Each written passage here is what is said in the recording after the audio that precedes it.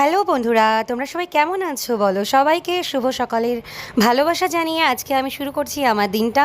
আশা করি তোমাদের দিনটাও খুব ভালো কাটবে আর তোমাদের ভালোবাসায় আমিও খুব ভালো আছি, তোমরাও খুব ভালো থেকো। তো আজকে থেকে শুরু হচ্ছে অ্যানি মিমো মানে আমার ছেলে মেয়ের স্কুল যাত্রা। তো অবশ্যই নতুন ক্লাস শুরু হচ্ছে, তো এদিকে আমি ওদের মজাদার একটা পাস্তার রেসিপি করে দেবো। তো তোমাদেরকে আমি দেখাচ্ছি কীভাবে পাস্তা বানাই আর চট জলদি বাচ্চাদের মনও খুশি আর তোমাদের কাজেও যদি কম সময়ের মধ্যে রান্না করতে হয় তো এর থেকে ভালো আর সহজ পন্থা কিছু মনে হয় না। তো আমি আগে থেকে পাস্তাটা সেদ্ধ করে রেখে দিয়েছিলাম আর সমস্ত সবজিটাও খাওয়া হয়ে যায় ওদের। গাজর, তারপর পেঁয়াজ, আলু, একটু ক্যাপসিকাম বেশি করেই দিয়েছি আর কাঁচা লঙ্কা। ভালো করে আমি সাদা তেল দিয়ে এবার ভালো করে মশলা সেরকম কিছু দিতে হয় না এর মধ্যে। তো দেখতেই পাচ্ছ তোমরা সবজিটাকে ভালো করে মিলমিশ করে দিয়েছি। এবার দেবো একটুখানি সস অ্যাড করব, সেদ্ধ করা পাস্তাটা ঢেলে দিলাম।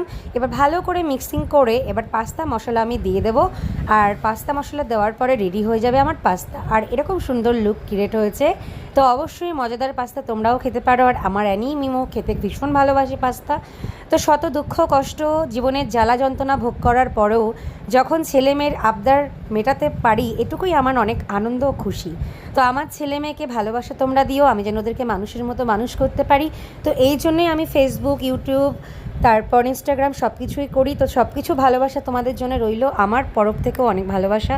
তো জীবনের সংগ্রাম পার করে নিশ্চয়ই একদিন আমরা সবাই জয়ী হতে পারবো। তো যদি সৎ পথে থাকি তাহলে, সৎ কাজ যদি করে থাকি তাহলে ভগবান নিশ্চয়ই একদিন আমাদের সবাইকে ভালো রাখবে আর আমিও তোমাদের মতো করে ভালোভাবে থাকতে পারবো। আমার ছেলে মেয়েকে তোমরা আশীর্বাদ করো। নতুন স্কুল, এদিকে আমার টিফিন বক্স প্যাক করা হয়ে গেছে। তোমাদের সাথে গল্প করতে করতে আর ছেলে বললো যে আমার জন্য মাত্র এইটুকু। আমি বললাম